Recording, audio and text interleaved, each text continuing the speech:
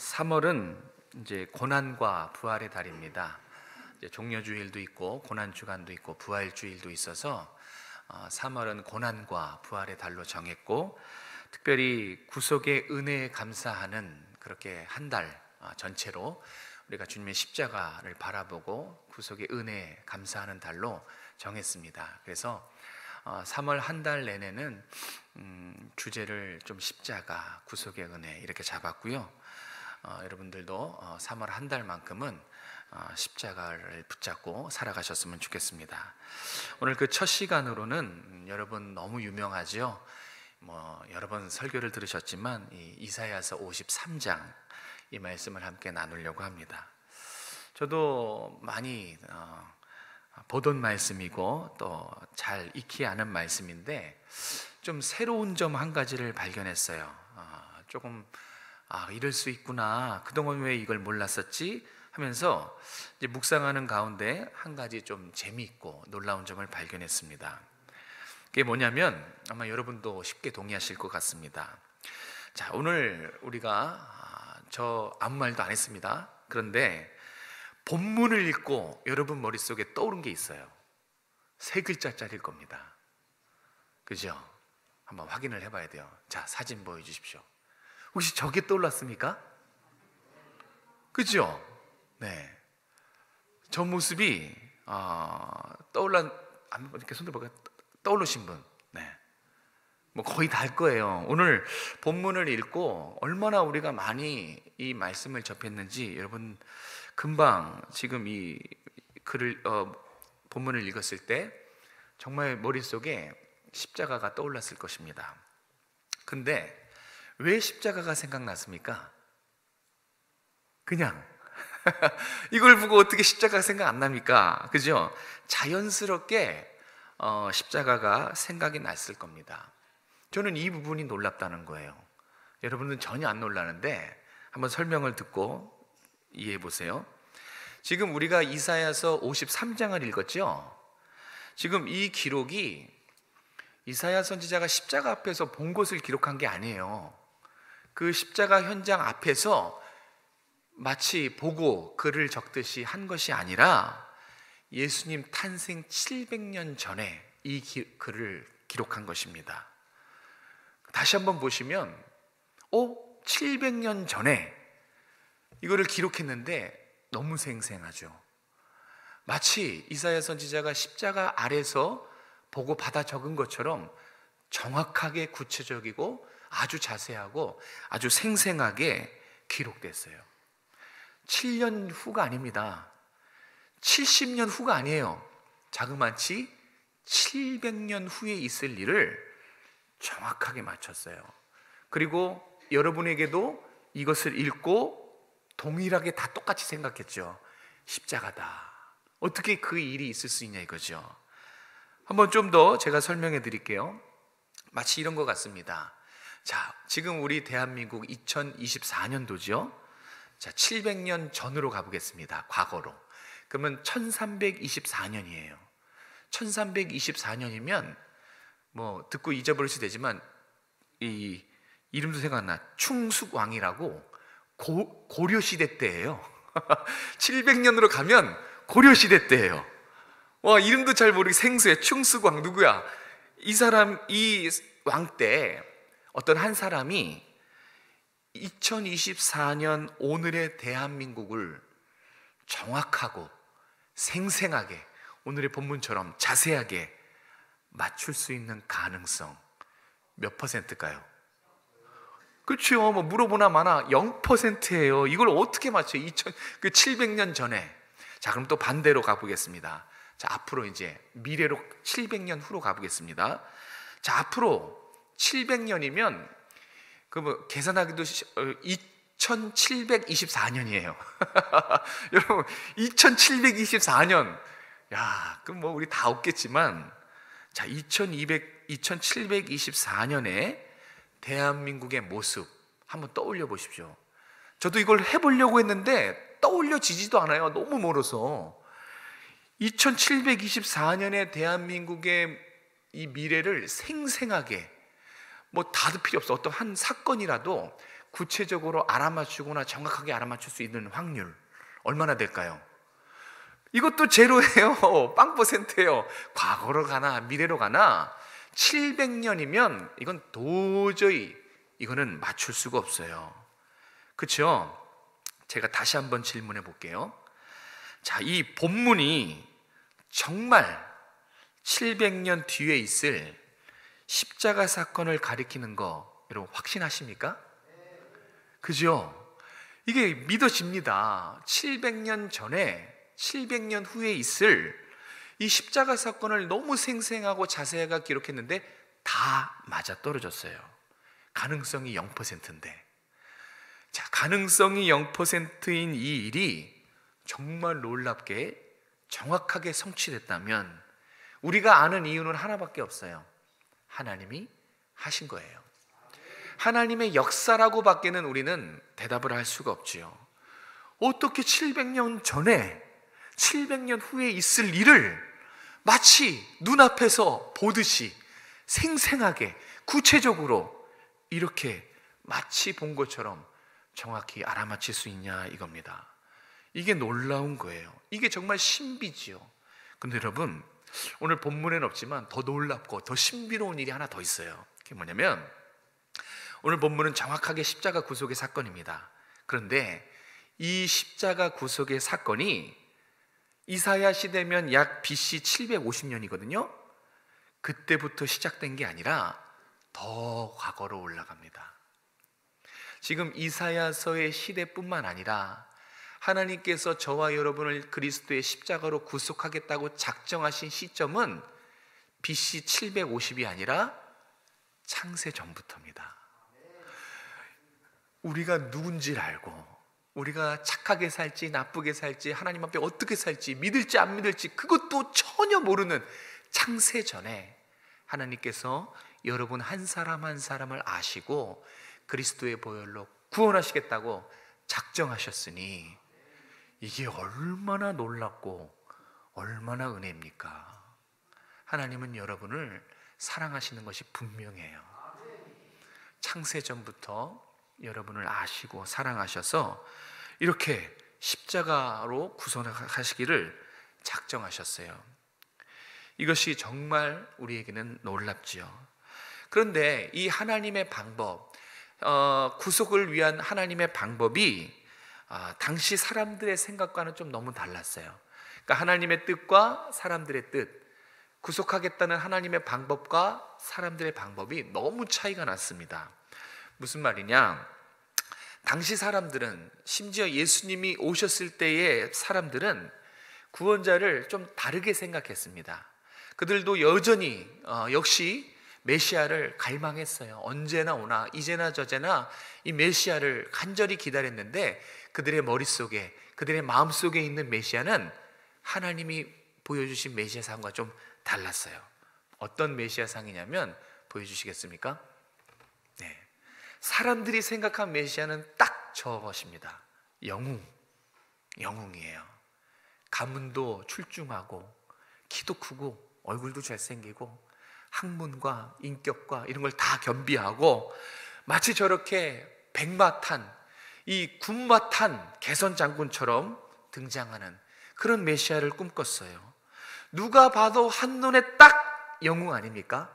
늠름한 용맹한 군주. 바로 저 모습이 그 당시 사람들이 원했던 메시아의 모습이에요. 저런 모습으로 올 것이다, 이렇게 기대하고 살아가고 있어요. 그런데 말입니다, 모두의 예상을 깨고 그리스도께서 어떻게 오셨죠? 죽으시기 위해서, 고난당하시기 위해서 종의 모습으로 이 땅에 오셨다고 성경은 말씀합니다. 오늘 우리가 읽은 본문에 그 메시지가 있죠. 우리 3절에서 4절 같이 한번 읽도록 하겠습니다. 3절 4절 시작. 그는 멸시를 받아 사람들에게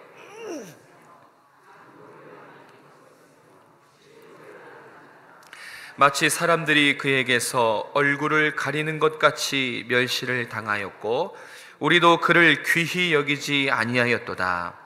그는 실로 우리의 질고를 지고 우리의 슬픔을 당하였거늘 우리는 생각하기를 그는 징벌을 받아 하나님께 맞으며 고난을 당한다 하였노라. 아멘. 네. 우리가 읽은 것처럼 우리를 구원하신 예수 그리스도 메시아께서는 고난받는 종으로 이 땅에 오셨습니다. 3절이 말씀하는 것은 예수님께서 자기 백성에게 멸시를 당하고 무시를 당하고 배척을 당했다, 그것을 가르쳐줘요.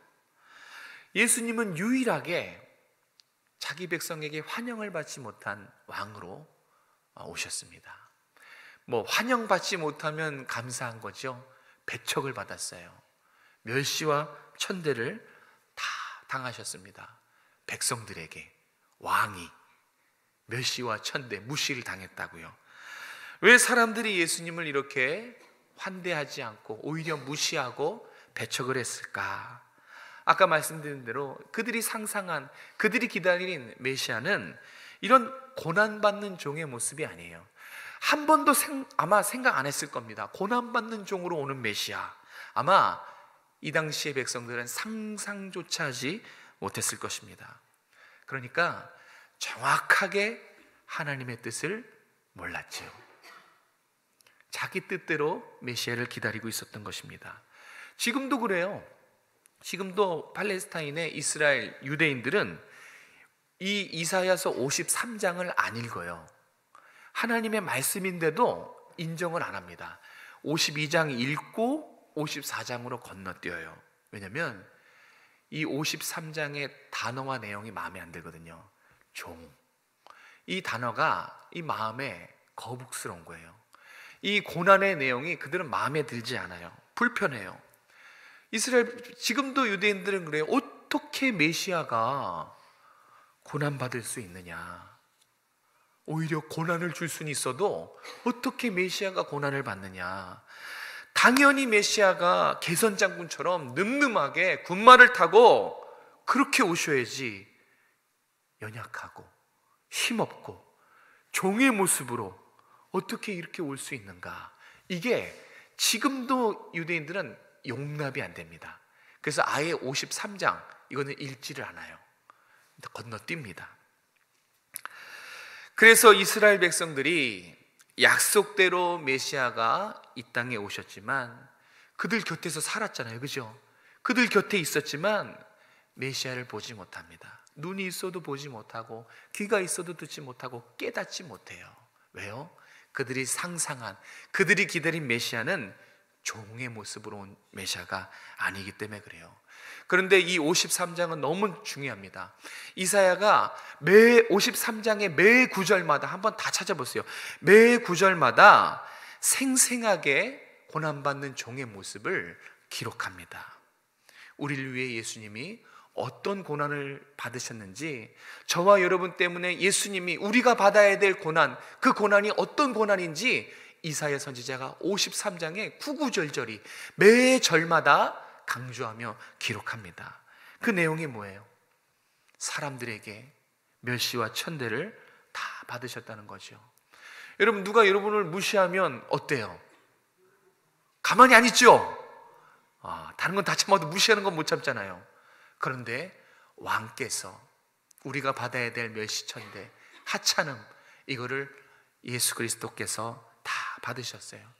멸시천대라는 것은 하찮게 대하다, 무시하다, 업신여김을 받다, 이런 뜻이에요. 뿐만 아니라 간고와 질고와 슬픔을 많이 겪었다고 성경은 기록해요. 이것은 세상의 모든 고통과 고난과 아픔을 그리스도께서 다 감당하셨다, 그런 얘기입니다. 예수님이 죄인의 몸으로 오셨을 때, 종의 몸으로 오셨을 때 가장 견디기 힘든 것은 영적인 고통이었어요. 그 영적인 고통이 뭐냐면 하나님께 버림받는 겁니다. 창세전부터 영원전부터 성부 하나님과 한 번도 떨어져 본 적이 없는, 연합되어 있는 그 성부 하나님과 떨어지고 그분에게 버림받고 심지어 저주를 받고 심판을 받는 이 고난을 겪으셔야 했습니다. 그 모습을 보고 사람들은, 그 당시의 사람들은 얼마나 예수가 하나님 앞에 큰 잘못을 했으면 저런 하나님 앞에 저주와 하나님의 심판을 받는가, 그렇게 손가락질했거든요. 그런데 예수님이 하나님 앞에 버림받은 것조차 당신이 하나님 앞에 잘못해서가 아니라, 당신이 죄를 받아서, 죄가 있기 때문이 아니라 누구 때문에 그랬죠? 우리 때문에 하나님께 버림까지 받으시는 영적인 아픔을 감당하셔야 됐습니다. 그뿐만이 아니에요. 제가 이제 오늘부터 말씀드릴 이 고난의 실체를 말씀드리려고 하는데, 여러분 패션 오브 크라이스트를 한번 보셨죠? 제법 고증이 잘된 영화라고 평가를 받습니다. 예수님이 그 무거운 십자가를 지고 골고다로 가시기 전에 이 로마 군병들에게 놀림을 당해요. 그거 킹게임이라 그래가지고 왕복을 입히고 제수를 조롱하는 겁니다. 그 다음에 이 뭐를 이렇게 보자기를 씌우죠. 그리고 주먹으로 가격을 하고 누가 쳤는지, 이 조롱이에요. 그 조롱을 당하시면서 기억나시는지 모르겠지만 십자가를 지시기 전에 이 군인들의 잔인한 채찍질을 당해요. 근데 이때 당시에 로마의 채찍은 아주 잔인한 도구였어요. 들어보셨죠? 그 끝에 갈고리가 달려 있어요. 채찍 끝에 이 쇠조각, 뼈조각이 달려 있어서 이렇게 살에 박히면, 힘으로 뜯어버리면 이 살점이 뜯어지는, 그렇게 예수님이 등짝이 다, 등 근육이 파열됐다 그러더라고요. 예수님의 등은 이미 그 무시무시한 채찍질로 만신창이가 됩니다. 그리고 등 근육이 다 파열되셨죠. 5절에 상했다, 상하셨다라는 이 뜻은 단지 피부가 이렇게 벗겨진 것을 말하는 것이 아니에요. 매질을 당하고 짓밟히고, 그래서 뼈가 으스러진 그것을 말해요. 우리 대신해서 주님은 매 맞으셨고, 또 짓밟히셨고, 또 뼈가 으스러지셨죠. 학자들이 예수님의 죽음을 이제 여러 가지로 연구합니다. 그런데 그 죽음의 사인을 질식사로 그렇게 보고 있더라고요. 사진을 보여주시겠습니까? 네. 저게 이제 십자가 형틀이고요. 예수님이 저와 같은 모습으로 달려 돌아가셨을 것이다 라고 학자들은 얘기를 하지요.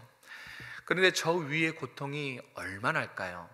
우리는 보고 그냥 들어서 짐작하겠지만, 여러분 저 위의 고통은 정말 말로 할 수 없어요. 제가 이제 좀 설명을 해드리려고 합니다.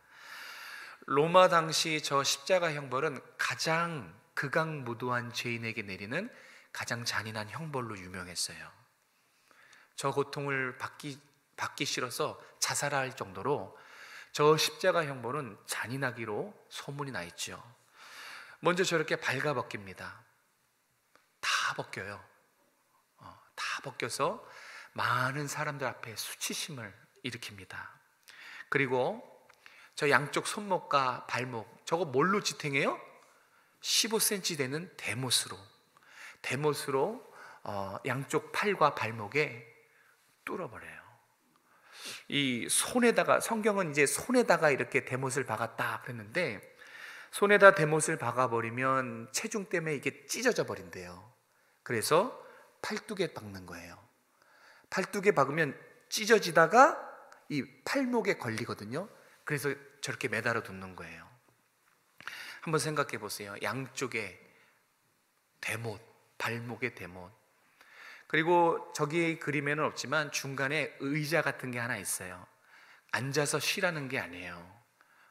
저 의자에 하는 역할은 뭐냐면, 죄수가 빨리 죽는 것을 방지하기 위한 잔인한 장치입니다.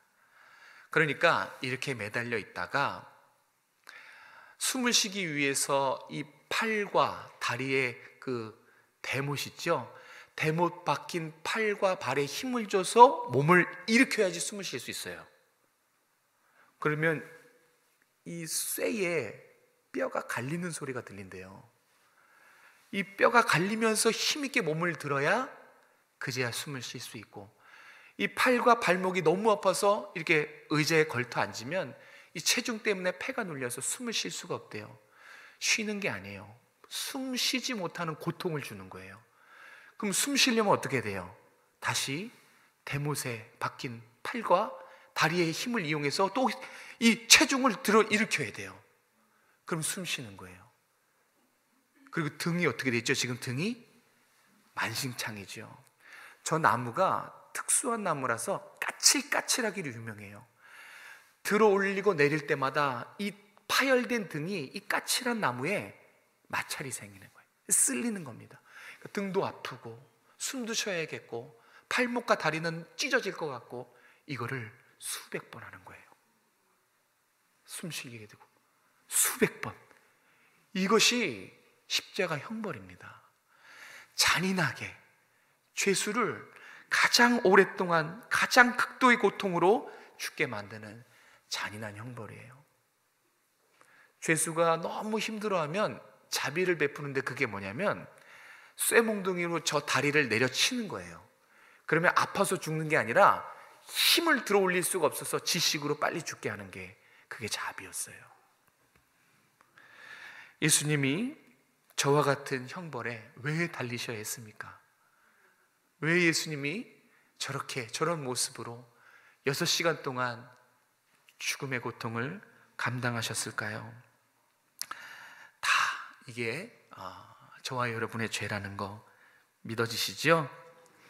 네, 저렇게 6시간 동안 팔과 다리의 고통과 숨 쉬지 못한 고통, 그래서 힘이 다 빠지면 질식사로 죽는 거라고 합니다.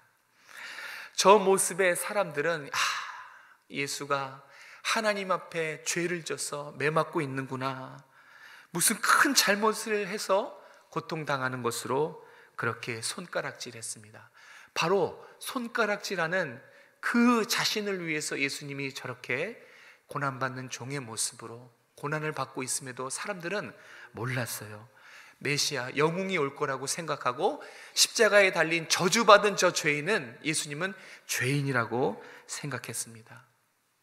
저 예수가 우리의 구원자라는 것은 꿈에도 생각을 못했을 것입니다. 그런데 하나님의 뜻은 세상의 영광을 누리는 왕이 아니라 멸시와 천대를 다 받고 배신까지 당하고 힘없이 고난당하며 마침내 죽는 종의 모습으로 메시아가 오도록, 그것이 하나님의 뜻이었어요. 그러면 사람들은 생각했어야 됐어요. 저 고난이라는 것이 불편하고 종이라는 단어가 마음에 안 들을지라도 왜 예수님이 성경에 기록된 대로 고난받는 종의 모습으로 오셔야만 했는지 당시의 사람들은 생각을 했어야 됐습니다. 여러분은 아십니까? 왜 예수님이 개선장군처럼 용맹한 그런 군주처럼 오시지 않고, 아니 그런 모습으로 오면 다 믿지요. 그렇죠? 영웅처럼 등장하면, 혜성처럼 등장하면, 한눈에 봐도 영웅이면 다 믿지요. 근데 하나님이 그걸 모르셨을까요? 우리가 생각하는 것도 하나님 다 아셨을 거예요. 늠름하게 오면 다 믿을 것을 알았을 거예요. 그런데 왜 고난받는 종의 모습으로 오셔야만 했는가 하는 것입니다. 두 번째, 메시아가 고난받는 종이 되셔야 했던 이유는 바로 죄 때문입니다. 우리의 죄 때문에 대신 고난을 받으시기 위해서 개선장군의 모습이 아니라, 용맹한 군주의 모습이 아니라 고난받는 종, 죽으셔야만 했던 죄인의 몸으로 오셨던 것입니다. 우리 5절과 6절을 통해서 확인해 보겠습니다. 5절과 6절입니다. 시작. 그가 찔림은 그가 징계를 받음으로 우리는 평화를 누리고 그가 채찍에 맞음으로 우리는 나음을 받았도다.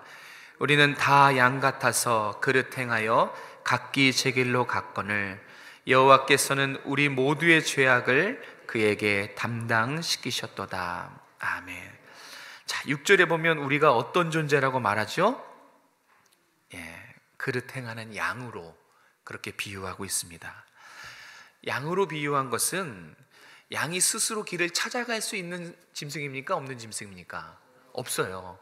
그러니까 스스로 길을 찾을 수 없는 양 같은 연약하고 부족한 존재임에도 불구하고 우리는 어떻게 했다는 거예요?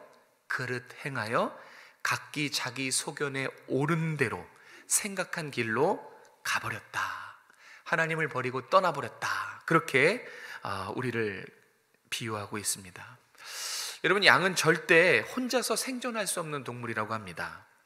양은 목자가 있어야만 하는 짐승이에요. 만약에 목자가 없으면 생존율은 0%라고 합니다. 만약에 양이 목자를 신뢰할 수가 없어 하고 교만하게 제멋대로 자기 소견에 옳은 대로 자기의 길을 가면 셋 중에 하나래요. 첫 번째, 길을 잃어버려서 죽거나, 두 번째, 낭떠러지에 떨어져서 죽거나, 셋째, 맹수에게 잡아먹혀서 죽거나. 결국 어떻게 되는 거예요? 죽어요. 양은 스스로 길을 찾아갈 수 없는 짐승이고, 목자가 없으면 생존을 할 수 없는 짐승이에요. 그런데 양이 스스로 목자를 떠났다? 죽음을 의미합니다. 목자 없으면 살 수 없어요. 그런데 우리가 양처럼 목자를 떠났듯이 하나님을 떠나버렸다. 그렇게 성경은 기록합니다. 그 정도로 우리가 심판받아 마땅한 존재라는 것입니다. 죄인 중에 죄인, 괴수 중에 괴수가 바로 이 자리에 있는 우리라는 것입니다. 그러면 죄인과 괴수가 받아야 될 것은 영광입니까? 심판입니까? 심판이지요. 심판이기에, 고난이기에, 저주이기에 예수님께서 우리의 고난과 심판을 대신 감당하시기 위해서 영웅이 아닌 고난받는 종의 모습으로 오셔야 됐어요. 예수님이 고난받는 종의 모습으로 이 땅에 오신 건 바로 우리 죄 때문에 그런 거였어요. 우리가 하나님께 받아야 될 저주, 우리가 하나님께 받아야 될 버림, 우리가 사람들에게 받아야 될 멸시와 천대, 이것을 우리가 받아야 되는데 예수님이 다 대신 받기 위해서, 감당하기 위해서 예수님은 고난받는, 아무것도 할 수 없는, 저항할 수 없는 연약한 종의 모습으로 이 땅에 오실 수밖에 없었던 거예요. 이 방법밖에 없었으니까. 다른 방법이 없었어요. 저와 여러분을 영원한 형벌과 영원한 죄에서 구원하길 할 수 있는 방법은 예수님이 고난받는 종으로 오셔서 대신 우리의 모든 죄를 사하는 이 방법이 유일했기 때문에 예수님은 이와 같은 모습으로 오셨습니다. 맞아요. 저와 여러분의 죄 때문에 그분은 멸시와 천대를 받으셨고요, 저와 여러분 때문에 등짝이 만신창이 나는 이 채찍에 맞으셔야 됐고, 가장 고통스러운 영적인 고통, 하나님께 버림을 받으셔야 됐습니다. 아까 또 말씀드렸다시피 이 십자가 위에서 6시간의 진통, 이 고통, 이거는 말로 할 수 없어요. 이 고통을 다 감당하셨어요. 전능하신 그분이 힘없이 피조물의 손에 의해 죽임을 당하셨어요. 여러분, 예수님 이 당시에 힘이 없어서, 저항할 수 없어서 십자가에서 죽으신 게 아니에요. 부르시기만 하면 12형 되는 천군 천사들이 나와서 모든 악인들을 다 쓸어버리실 수 있는 힘과 능력을 가지셨어요. 그런데 할 수는 있지만 안 하셨습니다. 왜요? 그것이 하나님의 방법, 하나님의 뜻이 아니기 때문에. 그렇게 하면 우리를 구원할 수 없기 때문에 참으시고 죽음으로 나아가십니다.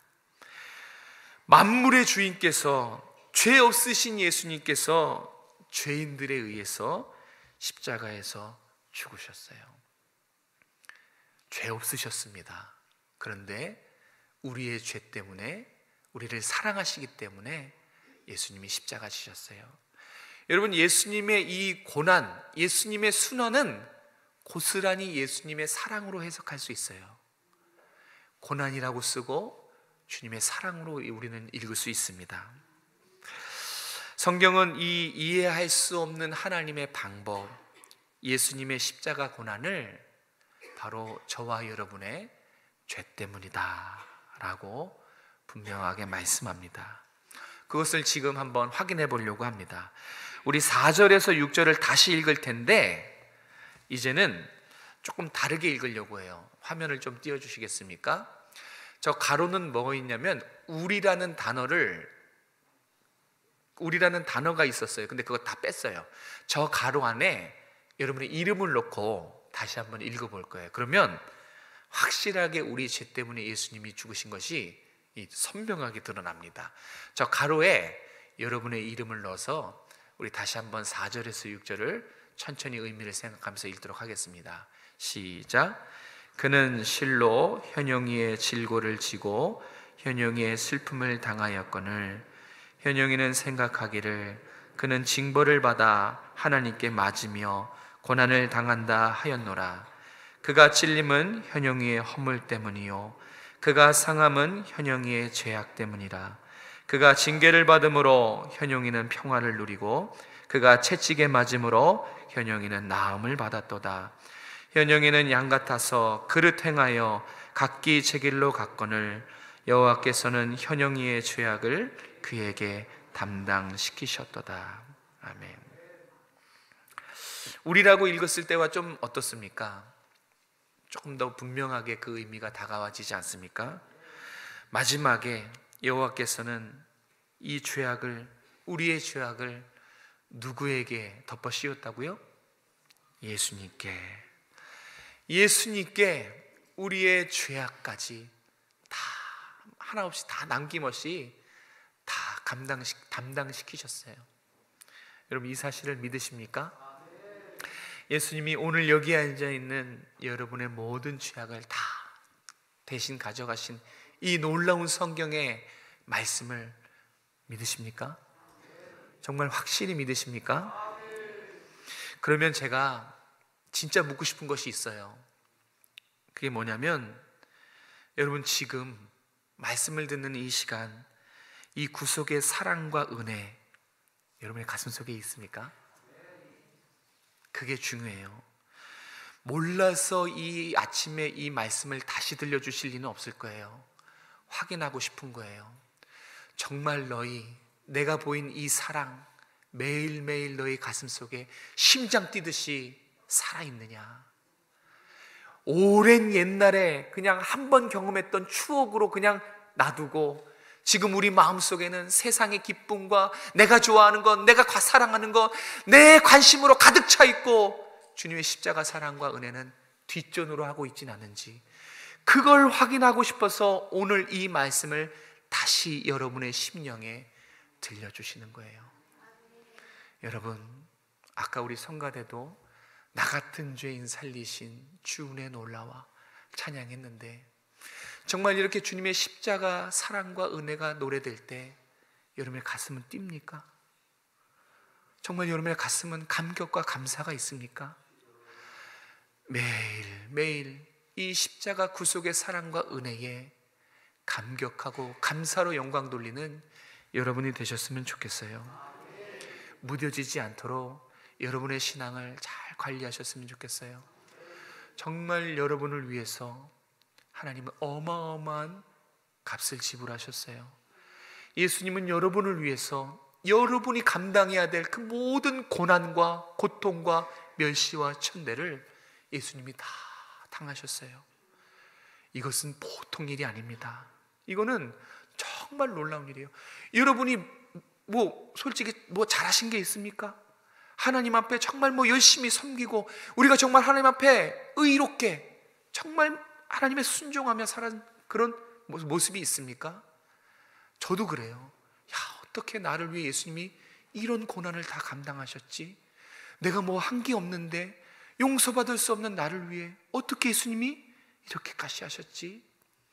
이게 머리로 풀려고 하니까 계속 힘들기만 한데 사랑으로 접근하니까 다 해결됐어요. 예수님은 고난을 겪은 것을 기뻐하셨을 것입니다. 대신 죽는 것도 기뻐하셨을 거예요. 왜요? 우리를 사랑하셨기 때문에, 사랑하는 저와 여러분을 살려내셔야 했기 때문에, 유일한 방법이기 때문에, 그래서 기쁨으로 우리를 위해 십자가를 올라가셨습니다. 사랑하는 성도 여러분, 주님이 여러분에게 베푸신 이 구속의 사랑과 은혜를 잊지 마시기 바랍니다. 매일매일 여러분의 가슴 속에서 이 주님의 사랑과 기쁨이 샘솟아 넘쳐나는 여러분 되시길 주님의 이름으로 축복합니다. 기도하겠습니다. 고마우신 하나님, 우리를 위해 고난당하시고 수치와 멸시를 당하시고 십자가의 온갖 고통을 다 당하시고 하나님께 버림받으시면서까지 우리를 사랑해 주신 그 은혜 감사드립니다. 그런데 우리는 주님의 사랑과 은혜를 너무 자주 잊어버립니다. 먹고 사는 문제와 내 관심과 세상의 쾌락과 유혹 때문에 나 같은 죄인 살리신 주님의 이 크신 은혜를 망각하며 살 때가 많으니 주님 어찌하면 좋겠습니까? 용서하여 주시고 이제 날마다 나를 향한 십자가 바라보며 주님의 사랑과 은혜를 붙들며 살아가는, 감격하며 감사와 찬양을 올려드리는 우리 살아있는 모든 오정성화교회 성도들 다 될 수 있도록 도와주시옵소서. 우리 자녀들에게 이 주님을 향한 사랑, 이 십자가 사랑을 전수해 주길 원합니다.